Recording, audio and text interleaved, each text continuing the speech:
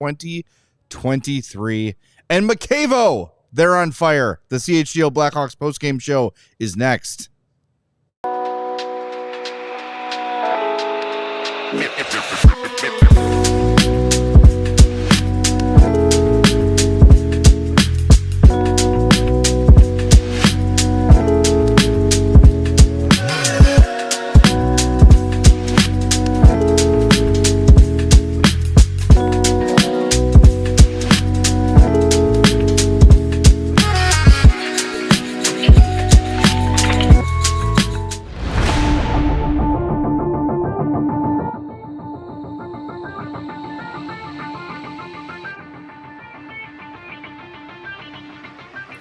Welcome into the CHGO Blackhawks post-game show. I'm Jay Zawaski with Mario Tirabassi. Sarah's here running the show.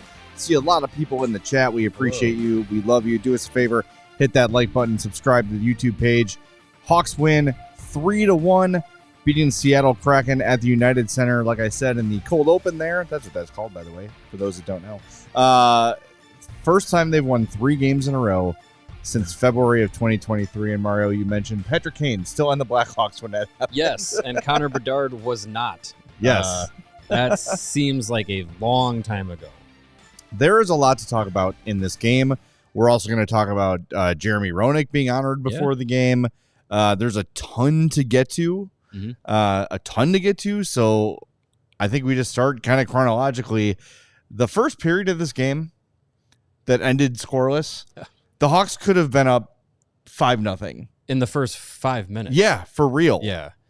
The expected goals rate at the end of the first period was 1.85 expected goals for the Blackhawks and 0.4 expected goals for the Kraken. And individually, Nick Foligno had a 0.44 expected goals rate to the Kraken's 0.40. So yeah, it was three chances off the post.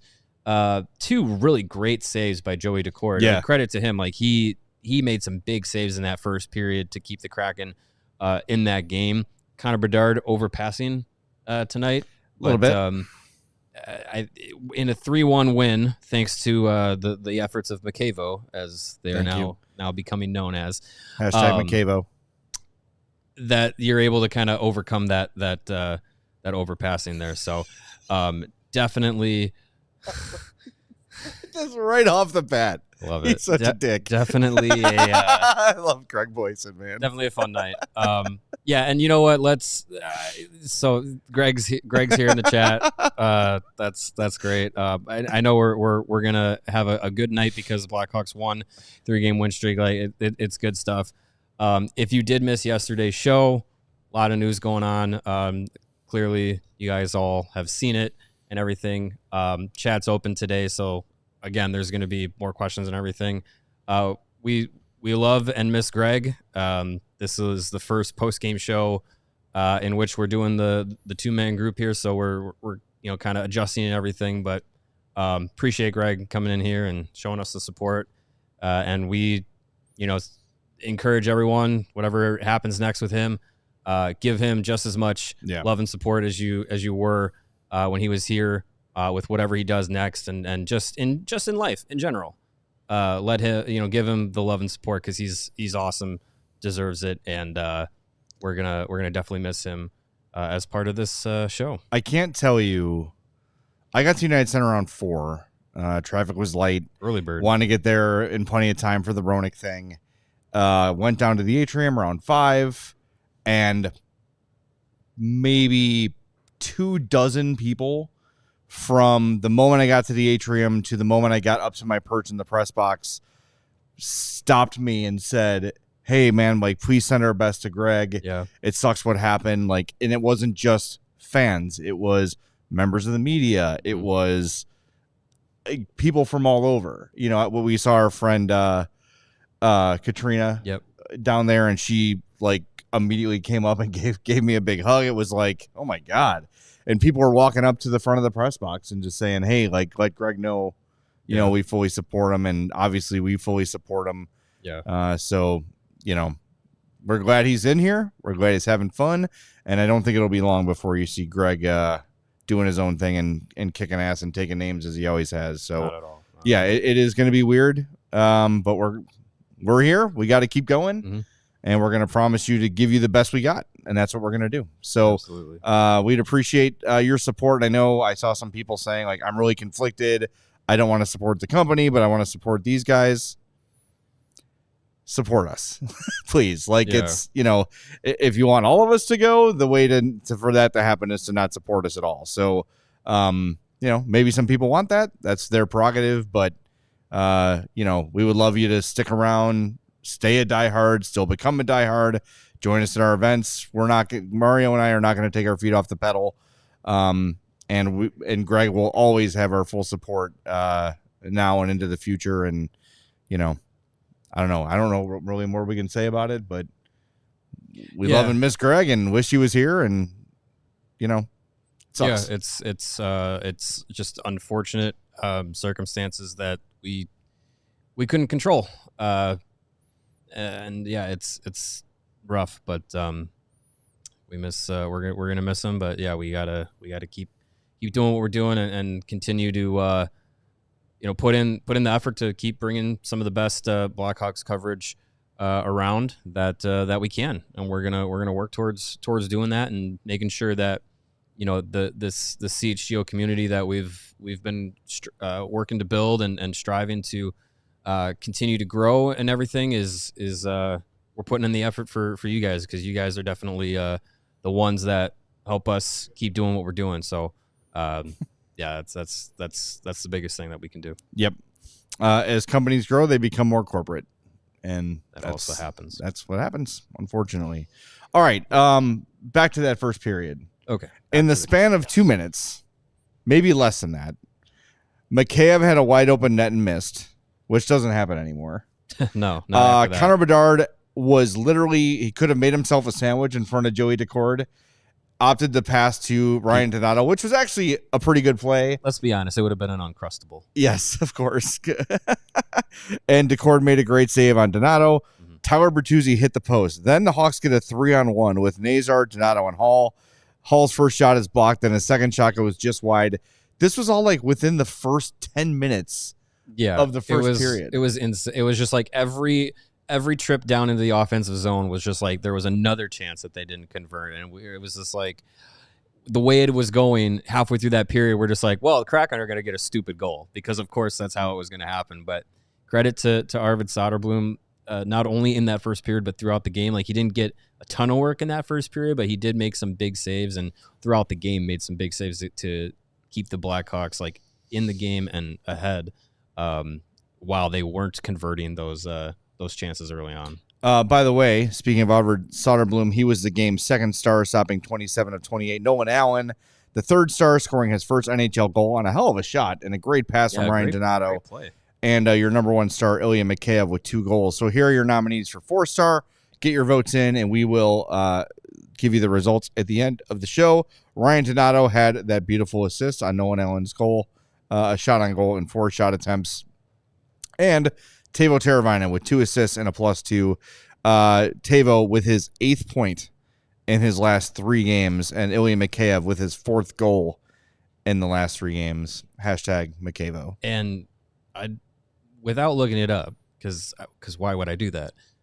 Pretty sure on the 4 Mikheyev goals, Teravainen's at least assisted on 3 of them. I believe that to be correct. I mean, he had 2 tonight, so I think my odds are high of that being correct. But yeah, I mean, those guys have really built up a good chemistry since being put together, almost out of just random chance, because it was Foligno getting the 1-day flu that had Teravainen move up from the 4th line spot that he was in up to the 3rd line spot with Dickinson and Mikheyev. And it's great that that group has been able to blend together so well. Teravainen, we were kind of pounding the table of like what is up with him this year, and he's completely flipped it around, as a lot of guys have under Anders Sorensen so far in the 7 games that he's coached. And Mikheyev, like he's had a spark this game. We should definitely spend some time on this later in the show when we get outside of just the game details and talk a little more big picture. But 7 games under Anders Sorensen, this is a completely different team. Yeah, 100%. Yeah, let's save that for the second and third segments because I think some bigger picture stuff makes a lot of sense. But the other thing that we have to mention, 31 straight penalties killed by the Blackhawks. And there's some discrepancy between 31 or 32, but I think it's 31. I think it's 31. I Broadcast heard was saying Panger say 32 straight, Yeah. but Scott Power said 31. I had 31 in my notes. We'll get it. Yeah, We'll get the official. regardless of if numbers, it's 31 but or 32. it's a lot. It's been great, and it's like a crazy streak of penalty killing. and I can't recall many that were. Wow, like they barely killed that one. Like it's been pretty solid, and I mean every power play is going to get its chances. Yeah. But overall, like man, the penalty kill looks terrific. Yeah, I mean they've been clicking really well, and Nick Foligno talked about it before the game how, the mindset with the penalty killing unit is that pretty much none of the guys that play on the penalty kill play on the power play. So they're looking at it as like this is our opportunity to impact the game, within the special teams realm, and they're really taking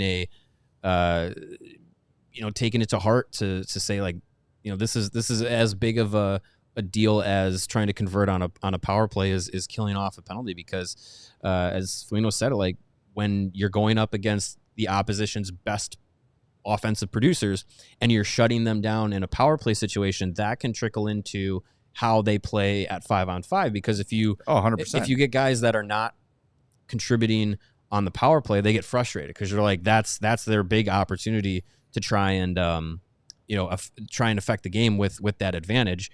And then if you don't get that, then you're trying even harder at 5-on-5 to try and make up for not converting on the power play. So it gets into the heads of the opposition when you're playing against a penalty kill that is effective. I mean, we have seen, you don't have to look far. You look at the Blackhawks all season.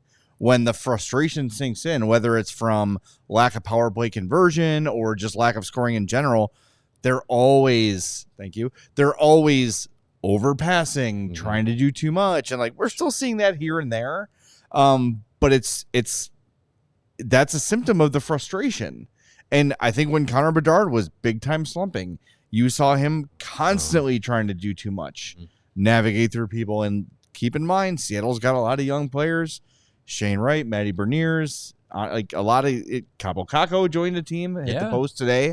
Like they're learning the NHL game too, and that frustration does sink in. So it's good to see the penalty kill, and honestly, the Hawks power play isn't terrible. Like their percentage is better than you probably think it is. Power play? Yeah, it's top 10. Yeah. Like, so they have a top 10 power play and penalty kill. And it's almost based off, well, the power play has been pretty good throughout the year, but to have a top 10 power play and penalty kill and be last in the NHL, it's just like, you wonder where this team could be had they been able to kind of play a more open style since the beginning of the year. But yeah, like you get special teams going and that can really push you and over what you do at 5-on-5. Yeah, and Philip and a couple other people asking about the lines, and Philip says, does Bedard need to play with Nazar? Seems like the first and second line are not clicking. I disagree with that. I'm not touching anything. And while, maybe the first and second lines aren't picking up a ton of goals, Ryan Donato won the last game. Top line goal. Connor Bedard won the game against the Islanders. Top line goal. Like they're getting their production too. I think Hull and Bertuzzi have looked really good with Nazar. With Nazar, it's a matter of time until the points are coming for him. Mm-hmm. He is clearly skilled, and I think we're starting to see Nazar do a little bit of the deferring that we've seen Bedard and some other guys doing. There have been a couple opportunities where I say, Frank, shoot it. Like shoot it, fire the puck, get the shot off. It is not, scoring goals is not selfish. It's not. So feel free, shoot the shot, score the goal, and it'll come. And I think once Nazar gets a point or two, the floodgates will open. I really have no problem with the lines. Of course, you'd probably want a more ideal line mate for Connor Bedard, but right now that's not really in the cards. I think and you've got a nice, evenly distributed team right now. yeah, I'm not messing with it. And you have a guy like Nick Foligno and Ryan Donato. Like Donato, the way he's playing this year, it's crazy to say it. 33 games into the year, but Donato is one of your goal scorers. So that's somebody that needs to play with Connor Bedard as someone who can finish, or at least has the mentality of I'm going to shoot to try and score. Playing along with Connor Bedard, and Nick Foligno is a guy that you tell him to do anything on the ice, and he's going to say, okay, if you think that's going to help the team win, I'm going to do it. So whatever role he needs to play, he'll accept it. So I think that's fine. And that second line, Holm Bertuzzi, they've been having some good chemistry recently. Now you're throwing Nazar into the mix. Give it a little bit. I think that's going to be a good combination moving forward. All right, your super chat's coming up next on this Sunny Side Thursday.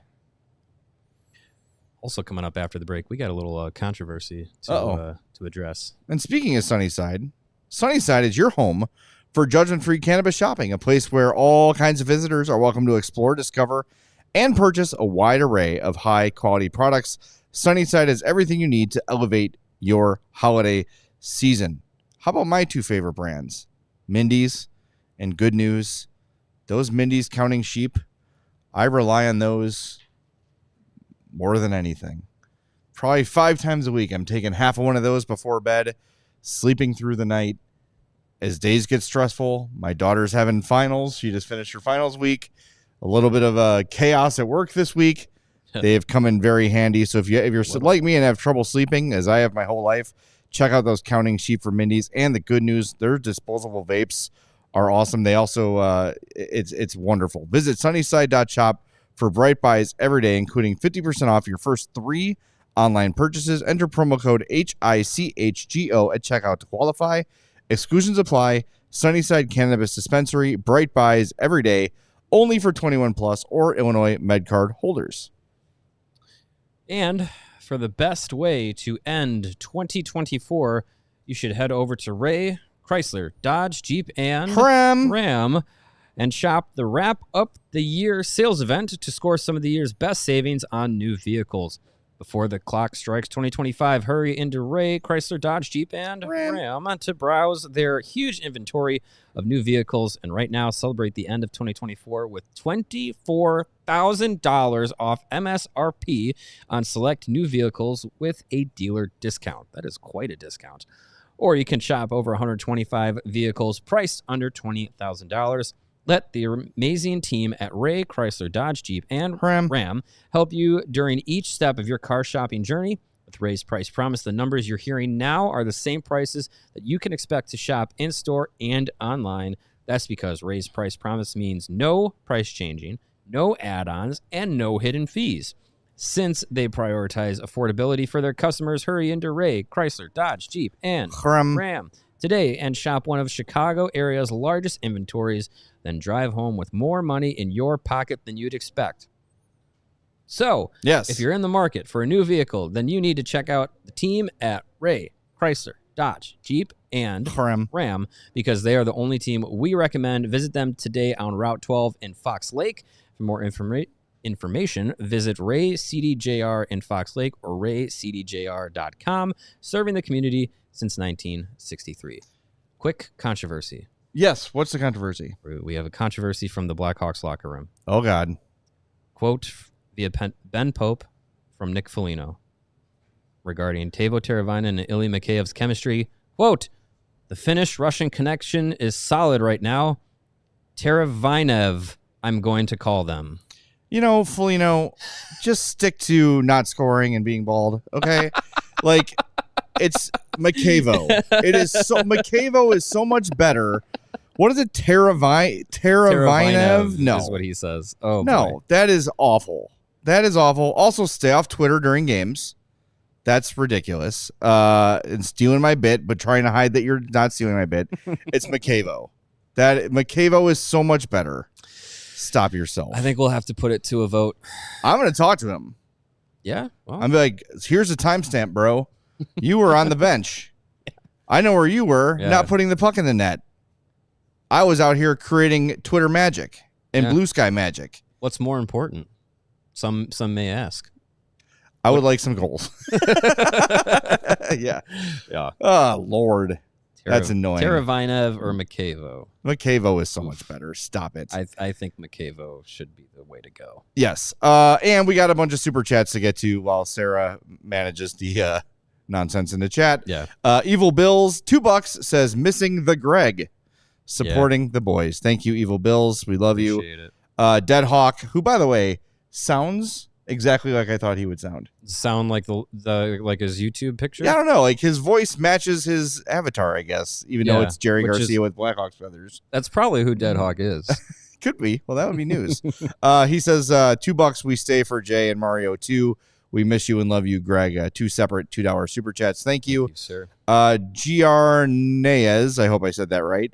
Says for Greg and Jay and Mario, $5. We appreciate that. Thank you. And $100 from Stephen Belad, who's in the show every damn day. Thanks, Steve. Says, keep up the great reporting, guys. We have enough places only looking for clicks. That's right. We will continue to do what we've been doing.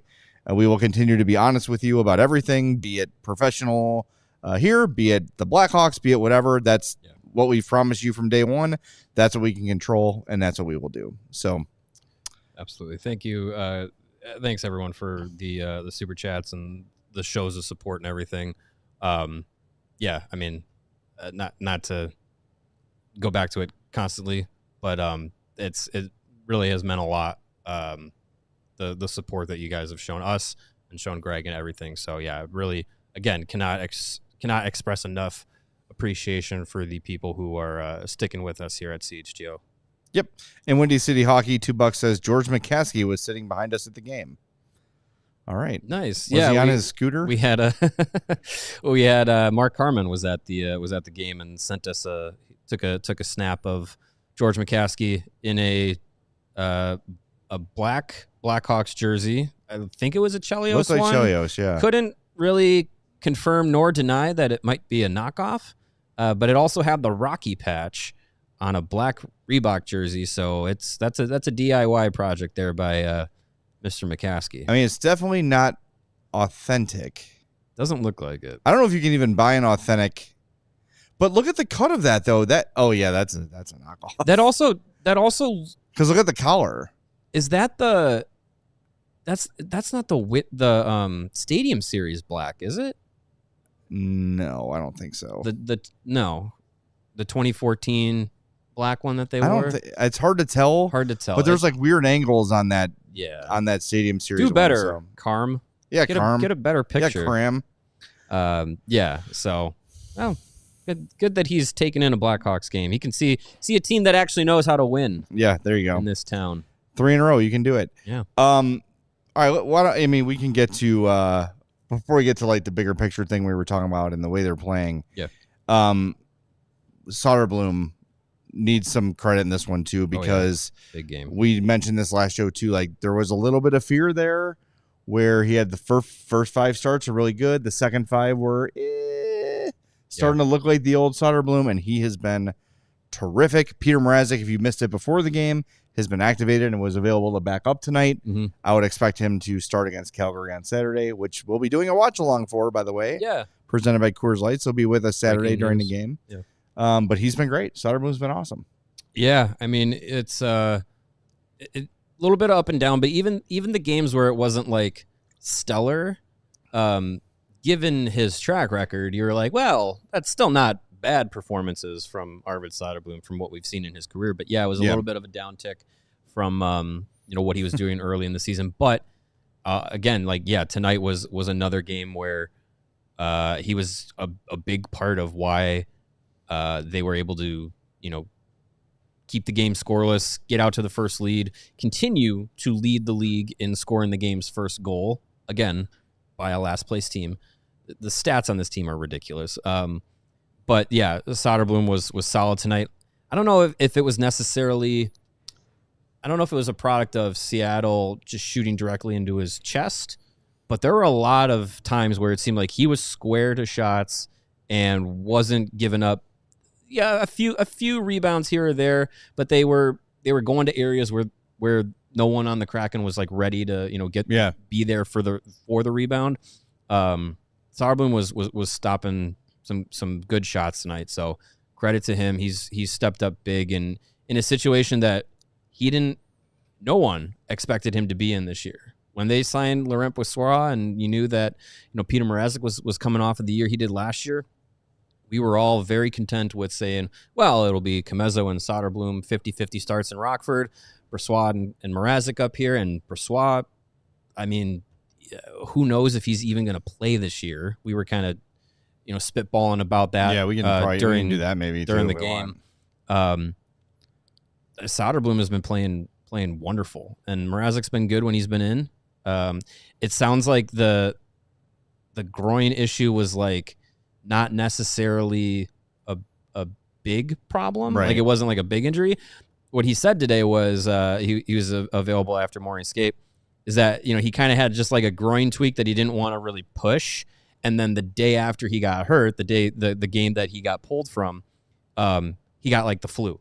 So like not only was he nursing a groin injury, but also sick. Yeah. So like double whammy there. But it seems like he's coming back. He's going to be ready to go, which is good news. And with Soderblom playing, if he continues to play close to the level that he was at the beginning of the year, like that's all the better for the Blackhawks. Yeah, and I think it does create an interesting conundrum. Like, do you at this point just say, okay, Brossoit, like we're just going to punt on this season and you get yourself healthy and be 100% for camp? Or do you, when he comes back, try to get him through waivers and let him play in Rockford and get healthy and make sure he's good to go? Or do you move Peter Mrazek or Arvid Soderblom? It's a really hard decision to make. Yeah. My preference, and maybe this is cold-hearted, but my preference would be to try to trade Peter Mrazek. He's got a higher salary. He's got a year left. You're not going to resign him after this deal is up. There's no way. I don't think so. No. I mean, the question is who's got more value right now on the market? Is it Soderblom or is it Mrazek? And Soderblom has been better. He's been the better goalie of the two this year. But if you're a contender looking to add a goalie at the deadline, are you willing to say we're going to throw our chips in and think that Soderblom's going to be the guy that's going to get us over the hump? I don't know if he's proven that yet. I don't know if he's got that track record yet. There's probably a lot of teams saying we need our goalie to be fine. If we get average to above average goaltending, much like Colorado did when they went and got Mackenzie Blackwood, right? Yeah. Like all we need it to be is not awful. Peter Mrazek gives you that and more, and has kind of a proven body of work over Soderblom. So I think he could be pretty appealing at the deadline. Then if Brossoit, for whatever reason, can't stay healthy or never comes back, you just bring Commesso up and start him. He was okay in his one start, and you find somebody to play in Rockford or. Well, they got Gaudreau down there. Guys, they got Weeks down there. Yeah, they've got options. Play. So. Yeah, I mean that's why before Brossoit had to have his other procedure and delayed his start to his season. Really, I wrote about it a couple weeks ago and it was just like Blackhawks should really look at moving Soderblom, and this was before he kind of had his little valley of the season, but he's coming back up on the upswing. But he's a guy that is on an expiring deal. Cheap. This was before Colorado made 2 trades to trade goalies. Yeah. And I looked at the Avalanche and I said, there's a team that has a goaltending or a cap situation to go along with their goaltending situation, and Soderblom making under $1 million. It was just like, that seems like a goalie that would go to Colorado, not really cause a problem financially, right, and is on an expiring deal. And the way he was playing, like you were saying, like it's above the like average goaltender line, and you strike while the iron's hot. But now, yeah, I mean, it is an interesting situation. There's nothing to say that they couldn't carry 3 goaltenders if they were that deathly afraid of losing Soderblom, if they were going to put him down through waivers, which if he keeps playing this way, like he's going to get picked up. I mean, he's gone. He's going to get picked up. That's why I kind of actually think like this goaltending situation, if and when Laurent Brossoit does get back on the ice and does get playing, I'm almost tempted to try and put him down in Rockford because of his cap hit is pretty high. Like, I don't think many teams are going to just pluck $4 million off the waiver wire. And on top of that, do it for a guy who's been hurt, hasn't played all year. Right. So I think that might actually be my route to go rather than trading anybody. But I also I could see trying to deal to a contender if there is, and teams lose goalies. Sure. The other thing too is if you lose Brossoit, it's a loss, and you probably chalk it up and call it a bad investment. But you didn't know what you were going to get from Soderblom this year. Mm-hmm. You've got Mrazek under contract for another year. Soderblom's a restricted free agent. You just re-up him for whatever. Yeah, and he's 25, and he's not going to cost you $4 million. I wouldn't. So you just go back to it next year with Mrazek and Soderblom, and you know what? We ended up not needing Brossoit. The injury cost him his job here in Chicago, and if he gets claimed, he gets claimed. And I think Brossoit's a good goalie, and I thought it was a good signing at the time. But you don't have any value if you're not on the ice. No. All right, more to come on the CHGO Blackhawks post-game show on this Sunnyside Thursday. But are you trying to run a trial about Kris Kringle, and then all of a sudden dozens of mailmen come in, dump mail right on top of your judicial table, and you lose control of the courtroom, and everything's a mess, and it becomes a circus, and you're just trying to do your damn job and go home and feed your family? Well, if that's you, you need to choose chill. And when you choose chill, the best thing to do is to reach for a Coors Light. It is mountain cold refreshment. When those mountains turn blue, it's as cold as the Rockies. So, after a long day in the courtroom, trying to decide if Santa's real or not, it's a good time to choose a chill mindset with Coors Light. Crack one open. Make the most out of the times that you choose to chill. Choose Coors Light. Get Coors Light delivered straight to your door right now with Instacart by going to CoorsLight.com/CHGO Hockey. Celebrate responsibly. Coors Brewing Company, Golden, Colorado.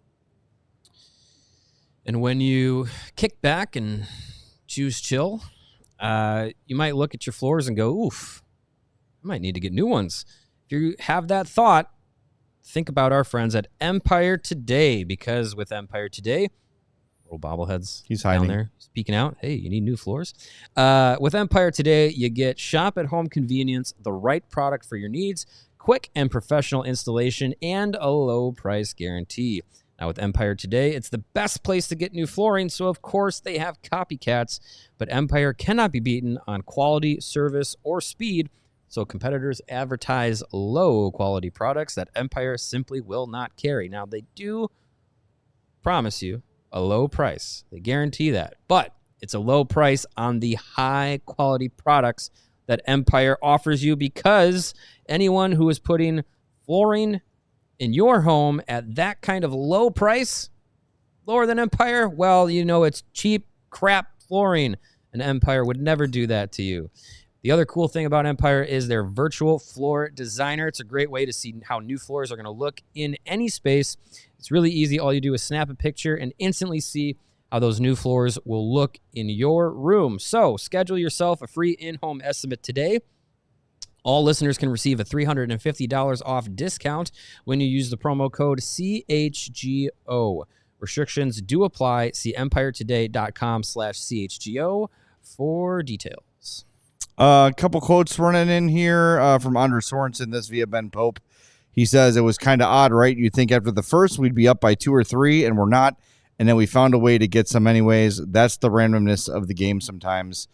That's true. And let's talk about it, because this is a different team under Anders Sorensen. And we left the game after the second period, drive the short ride down Madison, put on Charlie and Troy in the intermission.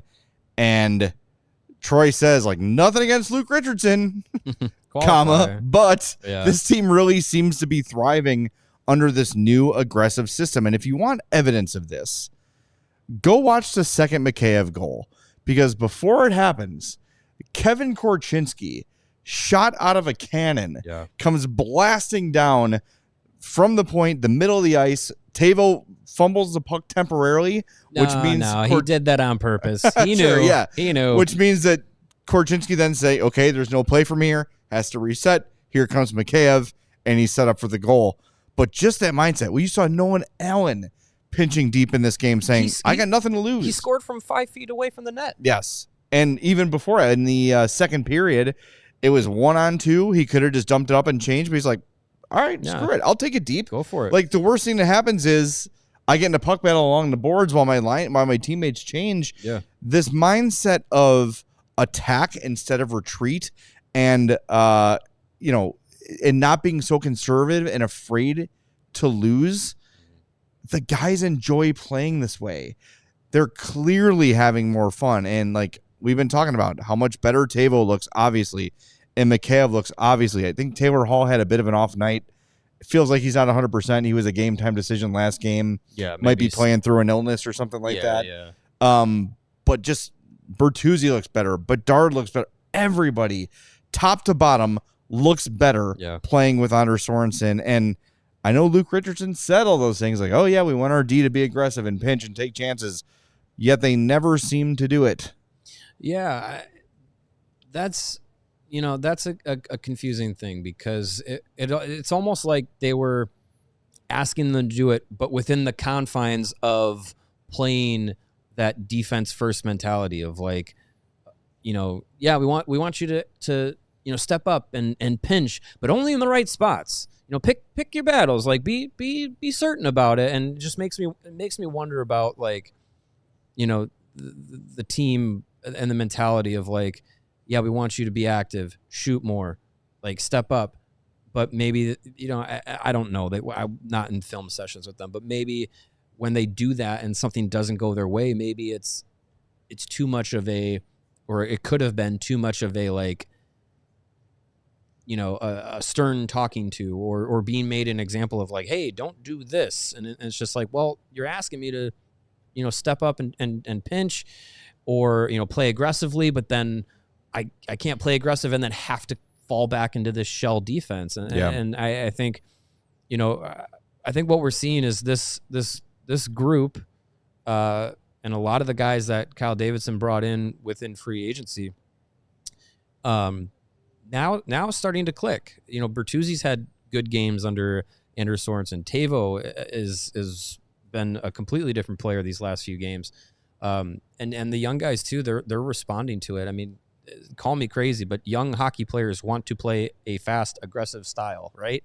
And that's the way that Kyle Davidson has been setting up the future of this organization with a lot of the young guys is speed, tenacity, like high motor young players. Like this is the style that they should thrive under. And the way that they've, had some success with the young guys in Rockford under Anders Sorensen is playing with the same mentality, if not for the same structure.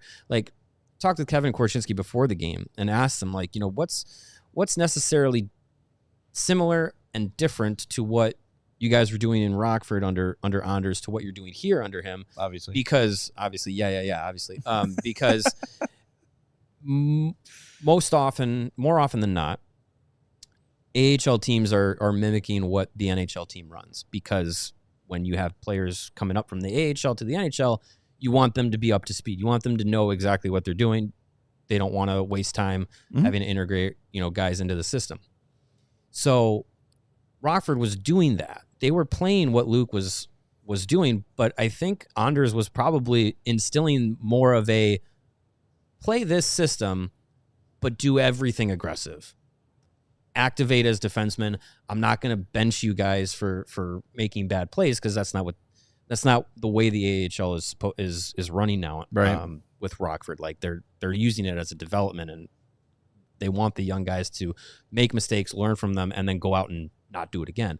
So now coming up here, Kevin was talking about like, the mentality is the same. Schematically, it's a little bit different, but not much. So it feels like Anders has kind of brought this like younger mentality that he's been instilling with the guys in Rockford up to Chicago, and the response has been awesome. I also think that part of this was... I was long-winded. Woof. Like Luke Luke knew that this was his make or break season, right? And he, in his mind, probably had to say, okay, our best chance to win is to defend, and hope that it breaks our way, we get the bounces, etc., right? And it wasn't working, but it's the game Luke Richardson knows. It's the game Luke Richardson played.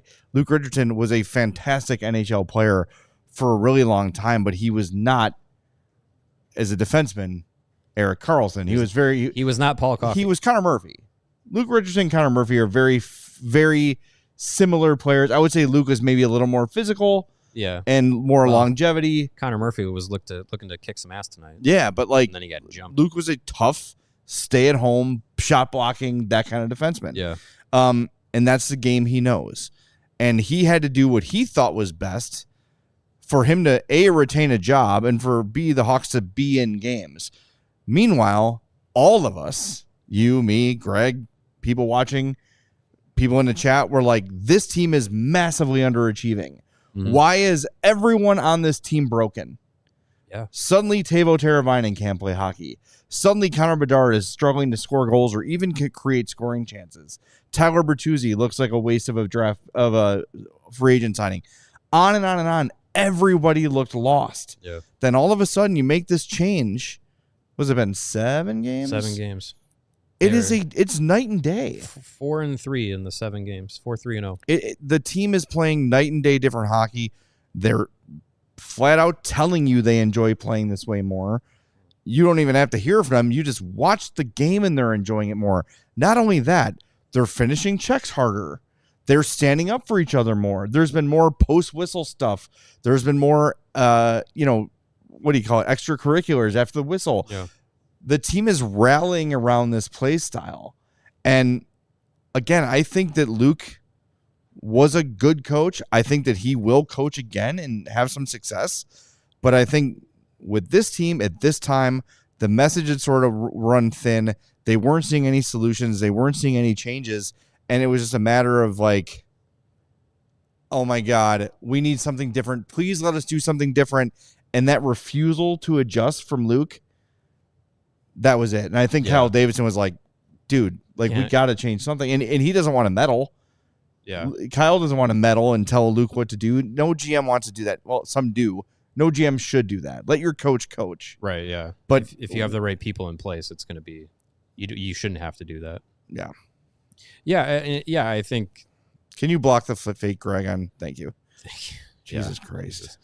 I think as we talked about Luke Richardson this season and why things were feeling different than they had in the previous 2, in which you had teams that were lesser talented but were the effort and energy and trying to outwork teams that kept them in games, even though they still lost them more often than not.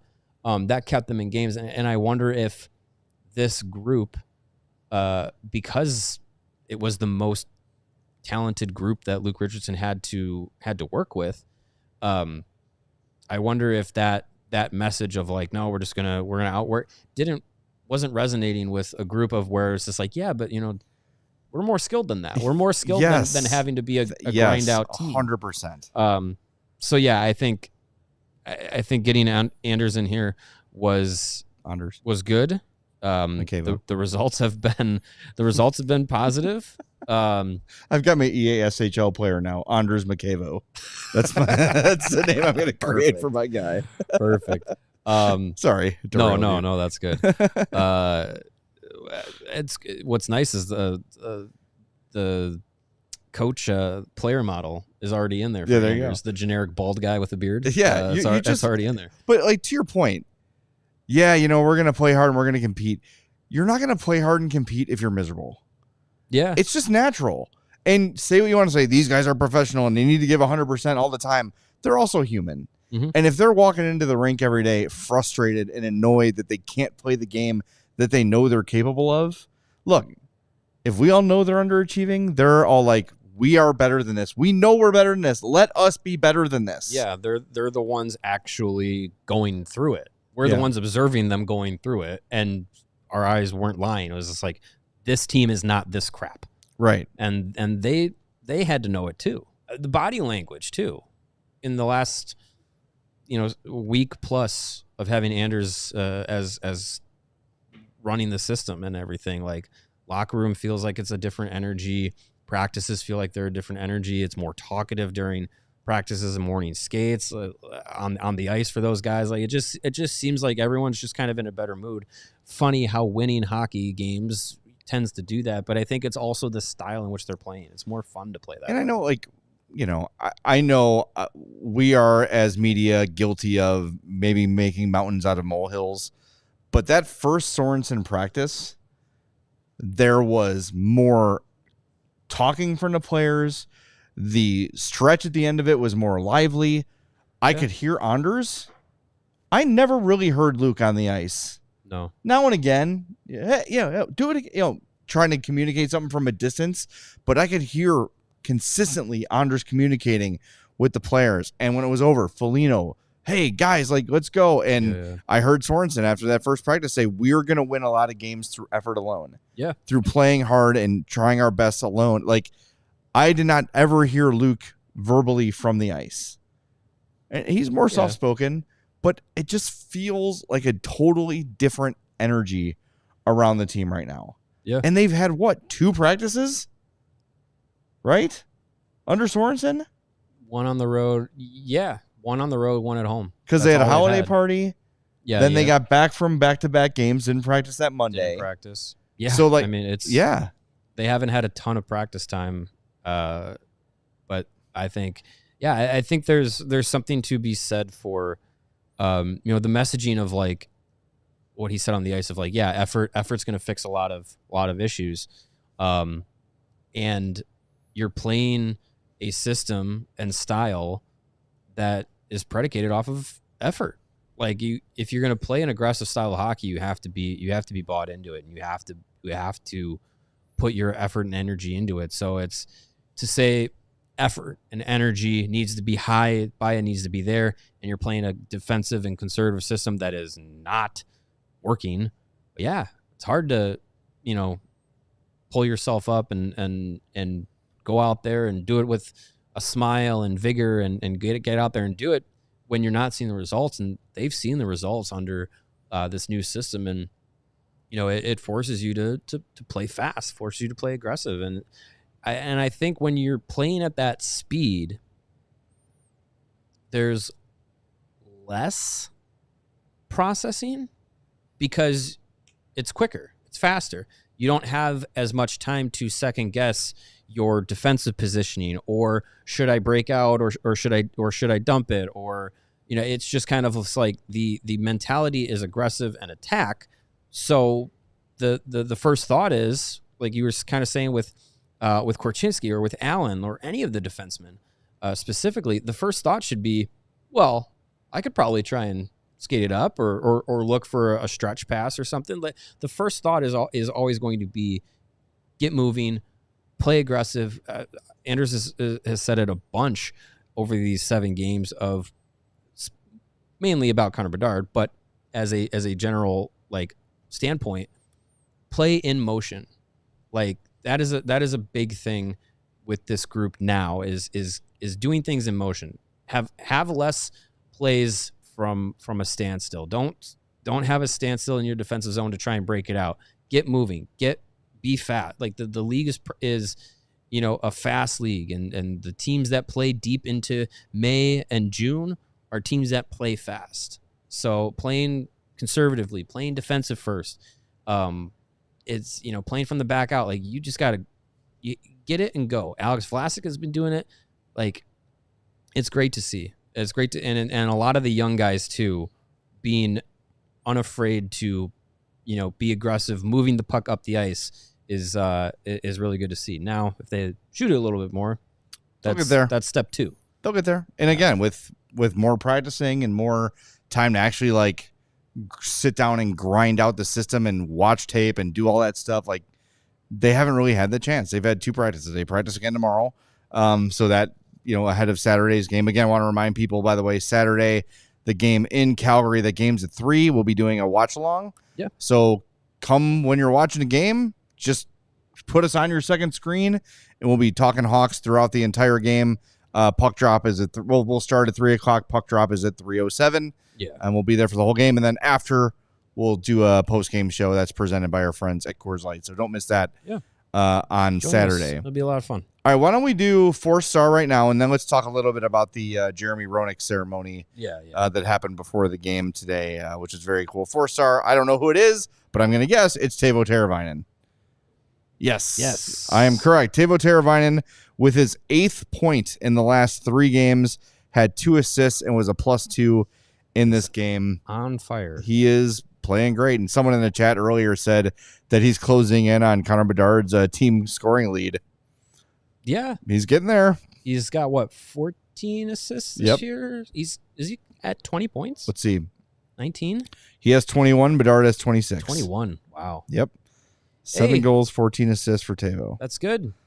Keep put that pressure on Connor.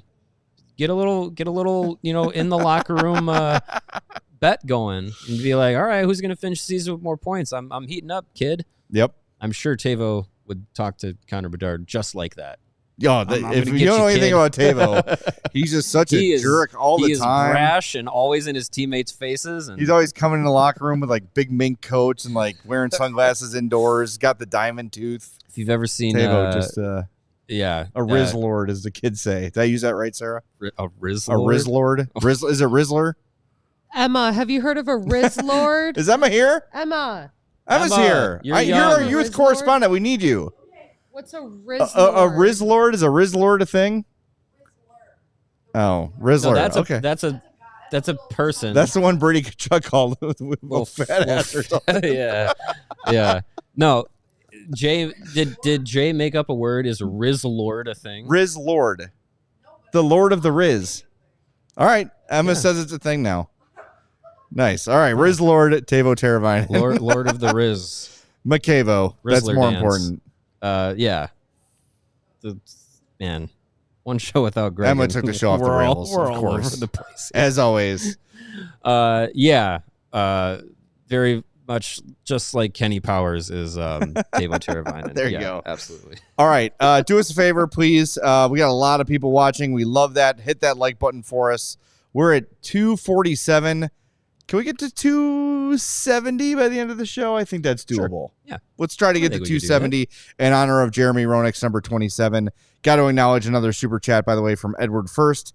Says, even more important than the results, at least for me, is the Hawks are fun to watch again. As a fan in this rebuild timeline, this is most important.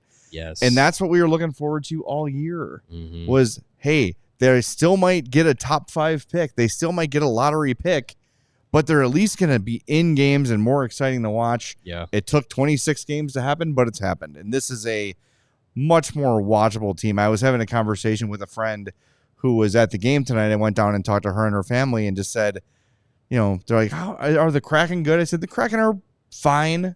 They're a pretty average team. I go, I think the Hawks are going to win tonight. Yeah. And it's the first time I've said that and actually meant it.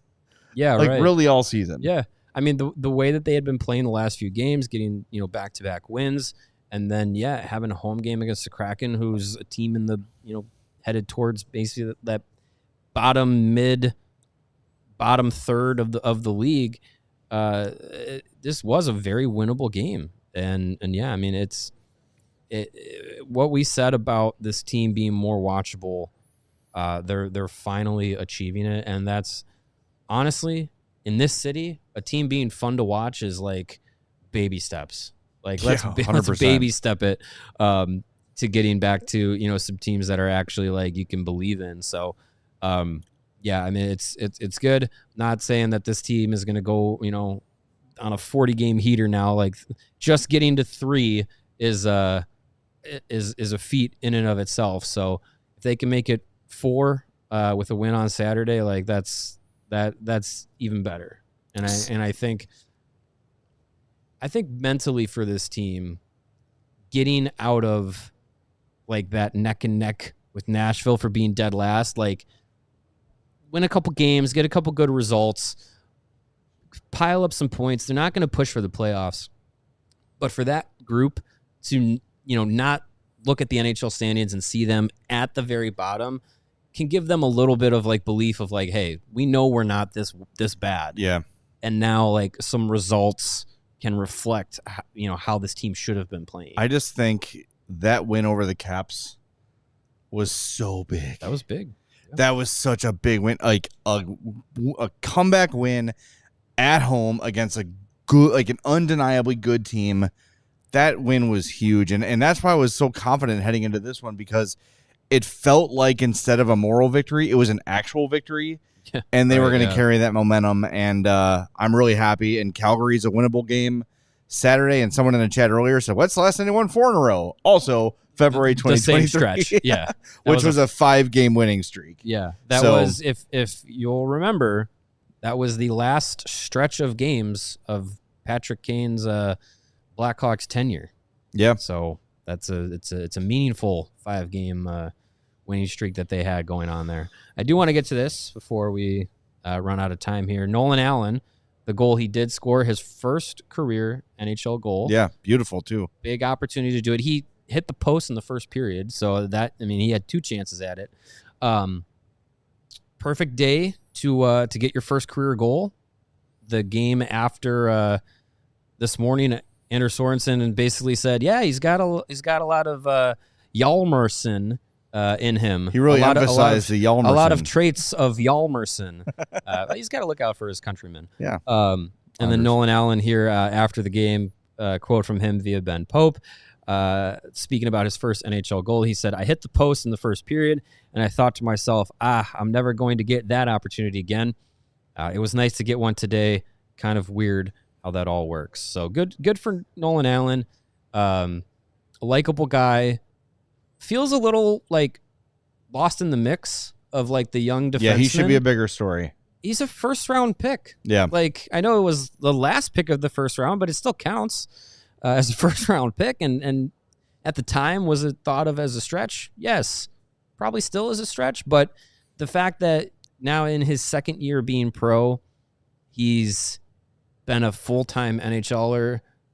He's sat a few games here and there, but that's to be expected of, a young guy, especially in this defensive core. And maybe he's had an extended period of time here because of injuries, but he has really done well for this being his first extended stint in the NHL, when I don't think a lot of people expected him to play this many games. No, I thought he would be up here until everyone was healthy and then first guy down. Yeah.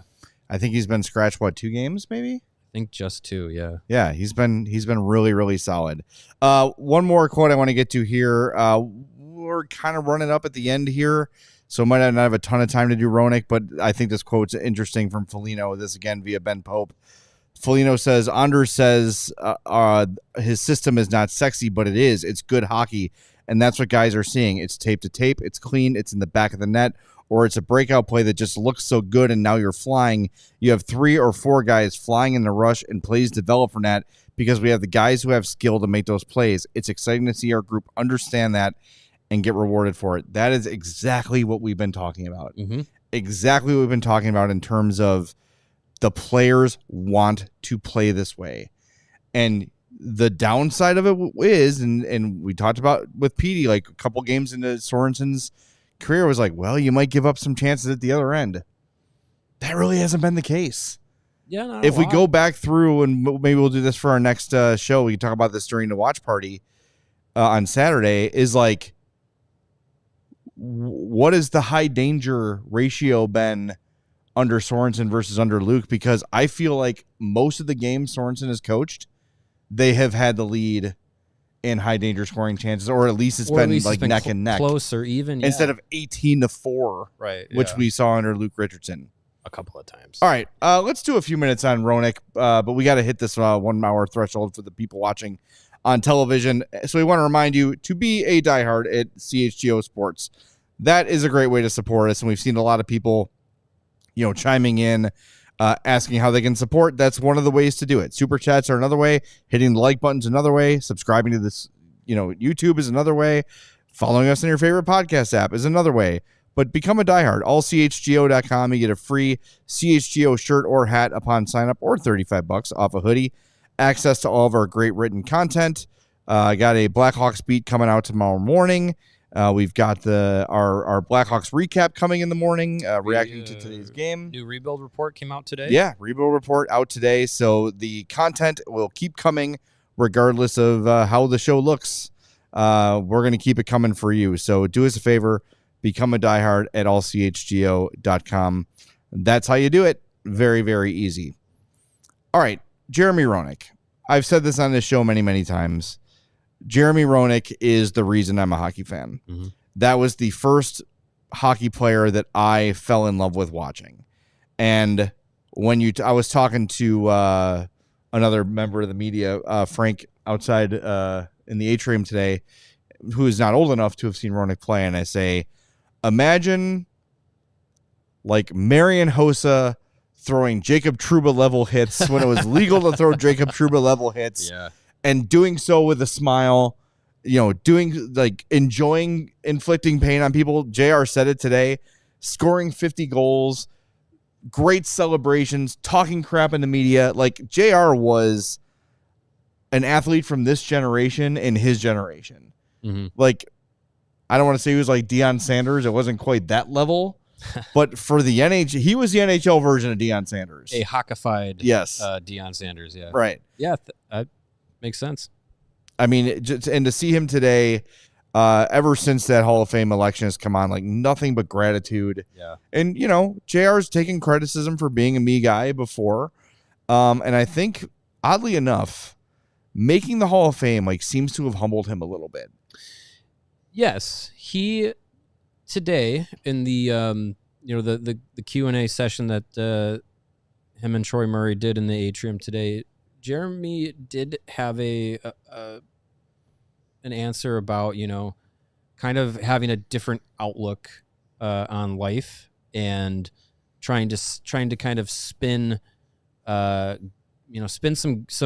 good energy, good vibes, good positivity, all that stuff in his direction. And I think, he's a guy that's been very open about different points in his life where things had been rough. Yeah. And I think, maybe things, I don't know, maybe things weren't as rough as they had been previously, but still, I think, the Hall of Fame was something that weighed on him. And maybe that was something that he was coming to grips with, that maybe it wasn't going to work out. Maybe it wasn't going to happen. And then for it to happen, I think kind of taps into that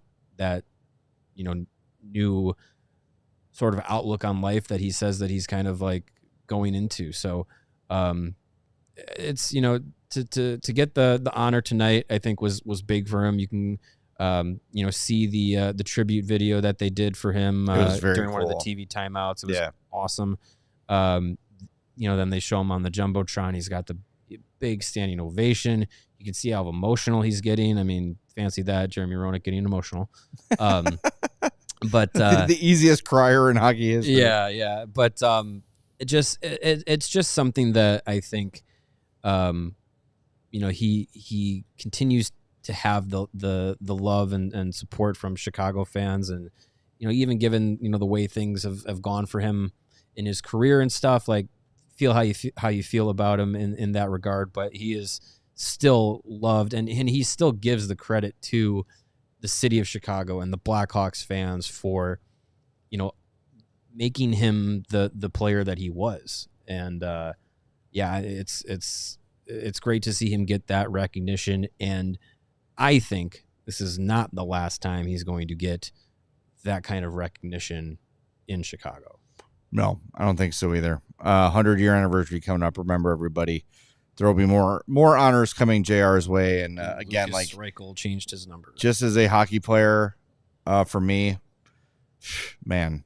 And your imagination says JR was the best. They screwed him and us with that stupid trade for Jamnov. Actually, Jeremy Roenick today said leaving Chicago was the worst thing to happen to me in my career, and I played a big role in that. And it's one of my big regrets. So, it was a tug of war with Bill Wirtz. It is hard to win those. Right. Yeah. Very few players have won those. But I think JR, if he could do it over again, would have stayed and found a way to stay here. But it didn't work out. But hey, you know what? He's back now. He's in the good graces, and it's cool that a whole new generation of fans is getting to know who they are, because like they were talking to Connor Murphy, and Connor Murphy's like, yeah, I don't really remember him as a player very much. It's like, oh my god, I mean, even these guys are. Even Nick Foligno today, they were asking him about, memories of Roenick and stuff, and I was thinking, I was just like, I know Roenick played into the late 2000s. 2009 was his last year. Yeah, and Foligno, I think that might have been his first year in the NHL, so he never really played against him or anything like that. Was in the league at the same time, but I mean, growing up, he would have seen him playing, but I mean, that's Nick Foligno, who's at 37 years old. Like, there's not many current NHLers that would have overlapped playing time with Roenick, and probably a smaller percentage than you would think that like have like active memories of him playing in his prime and everything. So but yeah, I mean, he's still widely regarded as one of the best players of the 90s and 2000s, and definitely one of the most notable, most influential U.S. hockey players that has come about. So again, awesome to see him get that recognition. And I know for someone like myself, like I only saw in person the tail end of his career, but I knew of what he was as a Blackhawk. It was a shadow of what he was here. Yeah, but still, like knowing from my dad and hearing the stories and watching old YouTube clips and stuff, like you get a sense of it, but without being able to experience it in real time, I think is something that like I wish I could have. But you still like, it still resonates. Yeah. I feel like Marian Trouba is a good Marian Trouba. We're just making up lots of to stuff describe today. his Marian Trouba. the way he played. He was just Anders I think he called himself a torpedo. Yeah. Today, like once Mike Keenan said, if you want to play, you need to hit. And he's like, all right, I'm gonna start hitting. Said and he now he's a Hall of Famer. never lost a tooth or got a stitch from hockey until he got to the NHL, and the fear of God was put into him from having to play for Mike Keenan, but having to have that style at that time. Like if you wanted to have a long career in the NHL or even make it to the NHL, you had to be willing to play a painful game, and Jeremy Roenick he learned that lesson quick, and then he said today he realized that he liked playing that way, and he realized that people liked when he played that way. So it all worked out for him. Such a great career. 100%. JR, legend, deserved, very happy he's in the Hall of Fame. I think his bitterness was justified because I think he was punished for a lot of the off-ice antics and some of the mistakes he's made. He is 100% a Hall of Fame hockey player. Absolutely. And I'm glad he finally got that honor. So congrats, JR. We'd love to have you on the show sometime. Open door policy. Come in here and we'll tell you how great you are. I'm sure he would hate that. Bring us some Aurelios. Yes, right. All right, we'll talk to everybody Saturday. We're off tomorrow. Saturday, 3 o'clock. We're going to do a watch-along for the Flames game. That's courtesy of our friends at Coors Light. So don't miss that. Just watch the game with us. Then when it's over, we'll switch over to a new feed for the post-game show. We got another one of those, too, before I think the 27th. 27th is also going to be a watch-along. Yeah, so another Coors Light watch-along. That's the game against Buffalo on the 27th at 6 p.m. So 2 coming up, including Saturday. We can't wait to see you then, right here on a CHGO Blackhawks podcast. We all silly like the mayor.